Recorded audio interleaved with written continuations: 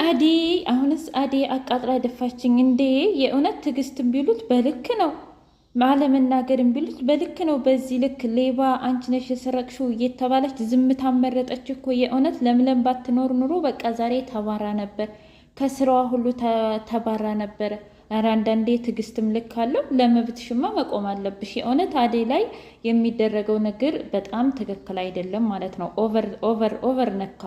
በዚህ ልክ ለራሷ እንኳ መከራከር የማትችል ሰራተኛ አለች እንዴ?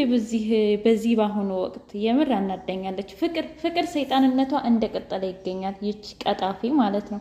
የእውነት ጭራሽ ዳይመንድን እኮ ሂዳ ስማና አሽኮርምማ እንዲሁም ደግሞ በገንዘቧ ገዝታ አሳልፋ ልሰጣት ነው አደይን። እንዴ የእውነት ዳይመንድ አሳልፎ ሊሰጣት ነው? እህቱን አብሮ አደጉን አያደርገውም አይባልም። ያቀጣፊ የሆነ ልጅ እንግዲህ ተምች ያው አንቺና ዳይመንድ ሆናችሁ የእውነት አደይን አሳልፋችሁ ከሰጣችሁ መቼም ቢሆን አልፋታችሁም፣ እገላችኋለሁ ብሎ ዝቶባችኋል። ባርኮቴ የእውነት ባርኮቴ እንደ ባርኮቴ አይነት ትዕግስተኛና መልካም ሰው አይቼ አላውቅም። የእውነት ሁሉን ነገር በትክክል እንዲሁም ደግሞ በተረጋጋ መንገድ የሚፈታ ኤላ ይቸኩላል። እንዴት እንደዚህ አድርገሽኝ እንዴት ቢያንስ ከፍቅር በላይ ቢያንስ ከሊዲያ በላይ እንዲሁም ደግሞ ከአደይ በላይ የምታውቂው እኮ አንቺ ነሽ። ስለ ሀብሉ ምንነት እንዴት ትደብቅኛለሽ ብሎ ተጣላት። አደይ ዝምታዋን ቀጥላለች። ቆይ ለምንድን ነው እንደዚህ ዝም ያልሽው? አይደብርሽም እንደ ብላ ስትከራከርላት እንኳ ምንም መልስ አልሰጠችም። በጣም ተናዳለች። እንደውም ወይ ጉድ! እውነት ዛሬ እኔ ለምለም አድንቄያታለሁ ማለት ነው። በዚህ ልኳን ስለነገረቻት ለፍቅር ደስ ብሎኛል። እንዲሁም ደግሞ ባርኮቴ በጥፊ ስለሳት እንዴት ደስ እንዳለኝ። ሰላም ውድና የተከበራችሁ የቻናል ቤተሰቦች እንዴት ናችሁ? ሁሉ ሰላም፣ ሁሉ መልካም። እኔ እግዚአብሔር የተመሰገነ ይሁን ሰላም ነኝ። ለዚህ ቻናል አዲስ የሆናችሁ ሰብስክራይብ በማድረግ ቤተሰብ ይሁኑ። ነባር ቤተሰቦች ደግሞ ስለምትከታተሉኝ ከልብ አመሰግናለሁ። አደይ ድራማ እንደቀጠለ ይገኛል። እንግዲህ ፍቅርና ሊዲያ ቤቱን እየፈተሸች ከላይ እስከታች ድረስ ቤቱን ሩዋንዳ አርጋ እዚህ ምን ትሰራላችሁ ቢባሉ ኤላ እንግዲህ ከዛም በኋላ አይ እኛ ምንም እያደረግን አይደለም፣ ነገር ግን ሀብሉን እየፈለግን ነው ብለው በጣም ጥምዳሉ። እናንተ ሌቦች፣ አንድ እቃ ብትጠፋ ከእናንተ ራስ አልወርድም ውጡ ብሎ አባረራቸው። በሌላ በኩል ለምለምና አደይ እያወሩ እያለ በጣም ይቅርታ እንግዲህ እስከ ዛሬ ድረስ የቻልነውን ሁሉ ሞክረናል፣ ነገር ግን እንደምንም ብለሽ ይህንን ነገር እዛው ለኤላ መመለስ አለብሽ። እስከ ዛሬ ዝም ያልኩት ያው ላንቺ ብዬ ነው። አሁን ግን በቃ በሆነ አጋጣሚ መመለስ አለብን እያሉ እያወሩ ለምን ቆይ አንቺ ግን ደስተኛ ነች ስትል አይ ነኛው እንዴት የድሮ ፍቅረኛዬን አግኝቼ ደስተኛ አልሆንም ስትል ከዛም በኋላ አደይ ኧረ በፍጹም አሁን እንኳ ትክክል አትመስለኝም፣ እንደገና ደግሞ ደስ ያለሽም አትመስልም፣ ምን ሆነሽ ነው ስትላት አይ ኤላ እኮ ወደ ውጭ ትቶ ሊሄድ ነው አባቱን ሰምቶ። ማለት አባቱ ወደዛ ና እያለው ነው። ስለዚህ ድሮም አባቱ ነበር ያለያየን፣ አሁንም አባቱ ላይ ያለያየን ነው እያለች ስታወራ በቃ አሁን ተይው ለማንኛውም፣ ምክንያቱም ስለ ሀብሉ ጧት ማታ እያነሳ ስለሆነ በሆነ አጋጣሚ ብቻ በሆነ መንገድ ሀብሉ የግድ ማድረግ አለበት እያለች ስትሰጣቸው እንደገና ዳዊት አገኛቸው። ዴቭ ተደብቆ እየሰማቸው ነበር።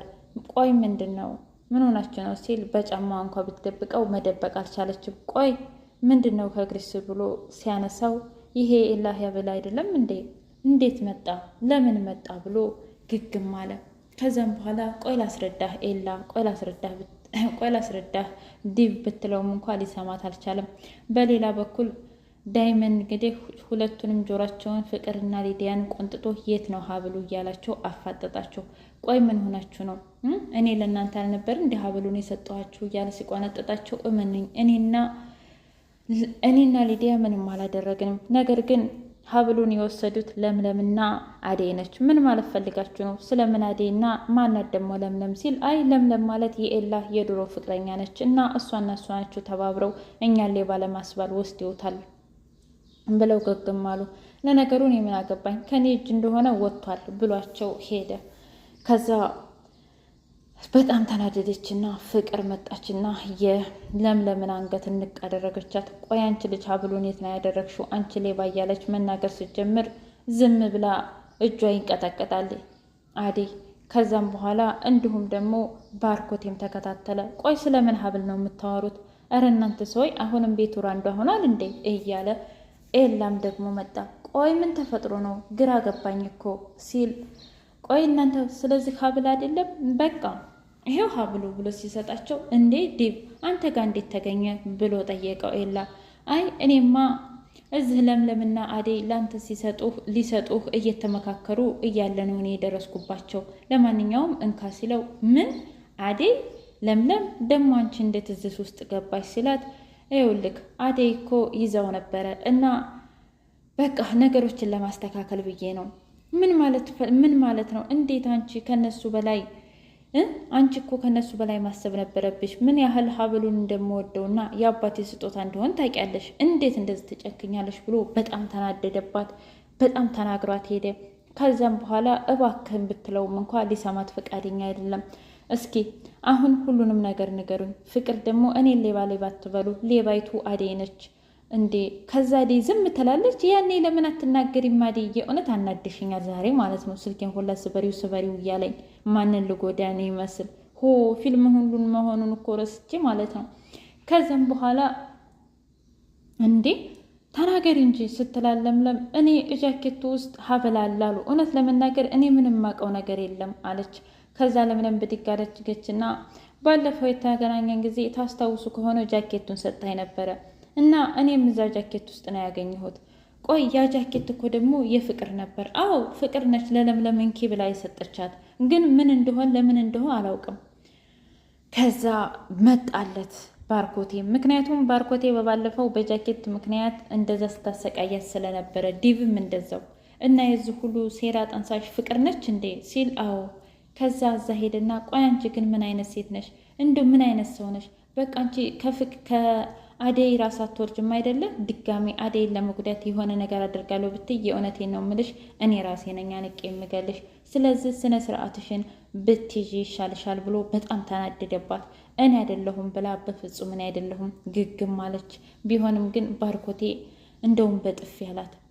ዲቭም ደግሞ በጣም ተናደደ። እውነት እዚህም ውስጥ ሊዲያ ያለችበት? አዎ። ከዛ ለምለምም ደግሞ እንግዲህ ወደ ኤላ ጋር ስትሄድ በቃ ውጭልኝ አላት። እንዲሁም ሊዲያም አንቺ ሌባ ውጭ ብላ አባረረቻት። ከዛ ባርኮቴ ጋር መታ ለትንሽ ጊዜ አንተ ጋር መቀመጥ እችላለሁ ነገሮችን እስከማስተካከል ስትለው ተቀመጭ፣ ግን ለምንድን ኤላ አባረረች ሲላት አይ በነገራችን ላይ አብራ ያለችው ናት እሷና ኤላ ሆነው ሊያዳምጡኝ እንኳ ፈቃደኛ አልሆንም ሲል በቃ እኔ ያስተካክለዋለሁኝ አሁን እኔ ሄዳለሁ ብሎ ሄደ ወደዛ። ከዛ በሌላ በኩል እንግዲህ ፍቅር ሂዳ ዳይመንድ ጋር የፈለግከውን ነገር እከፍልሃለሁኝ፣ የፈለግከውን ነገር አደርግልሃለሁኝ፣ ነገር ግን የግድ አንተ ማድረግ ያለብህ ጃኬቱ ውስጥ አደይ እንደሰረቀችው መናገር አለብህ ማለት። አዎ አሰልፈ ትሰጣታለህ የእውነት እኔን የምትወደኝና ለእኔ ስሜት ካለህ ብላ አውቃ ስማማለለችው። እሱም ደግሞ እሺ ብሎ ተስማማ። አደይና ለምለም እያወሩ ቆይ አንቺ ግን እንዴት ቻልሻት? ታውቂያለሽ ድሮ ራሱ እኔንና ኤላን ትምህርት ቤት ታጣላን ነበር እና አሁን እንዴት ችለሻት ነው? ምን ላደርግ ብለሽ ነው? ለምን አትናገሪም ስትላት ብናገርስ ማን ይሰማኛል ብለሽ ነው እንዴ? መስማት ሳይሆን አፈላልገሽ ሌላ ስራ መቀየር ነው አለ አደይ ማለት ነው። በዚህ ልክ መጮቆን አንቺ እኮ ቢያንስ ምግብና ውሃ ነው እንጂ ያላጣሽው ሌላውን ኑሮ የቁም ስቃይ እያየሽ ነው። የእውነቴን ነው እምልሽ። በጣም ያበሳጫል የአደይ ገጸ ባህሪ ማለት ነው። ለአደይ የተሰጣት ገጸ ባህሪ ትንሽ እንኳ አዘንታ ወይም ደግሞ ትንሽ እንኳ እንድትናገር መብት ሊሰጣት ይገባል ማለት ነው። ምክንያቱም ይህንን አይተው ነገ ጧት የቤት አሰሪዎች እንደዚህ ሊረግጡን ነው ማለት ነው። ስለዚህ በደንብ ለመብቷ መከራከር ነበረባት እና በቃ ተያት። ለማንኛውም አንቺ ጠንካራ ሴት ነሽ እያሉ ስላሳለፈችው ነገር ስታወራ ዴቭና አደይ ሆነው በጣም አንቺ ጎበዝና ጠንካራ ላይ ነሽ፣ ስለዚህ ተያይዛችሁ እንደውም ከሄዳችሁም አብራችሁ ከቀራችሁም አብራችሁ እያለ ስለ እሷና ስለ ኤላ ፍቅር እያወራ አያንተ የሚሆን ይሆናል ብለህ ነው? የሚሆን አይመስለኝም። ምክንያቱም ኤላ ከአባቱ ትዕዛዝ ውጭ መውጣት አይፈልግም እያለች ስታወራ ነበር። ቢሆንም ኤላ እኮ ምናልባት የሚሆን አይታወቅም፣ ለአንቺ ቦታ ሊሰጥሽም ይችላል፣ አንቺንም ሊያስቀድም ይችላል እያለ ዴቭ እየመከራት ነበር። ውድ የቻናል ቤተሰቦች የዛሬው ቪዲዮ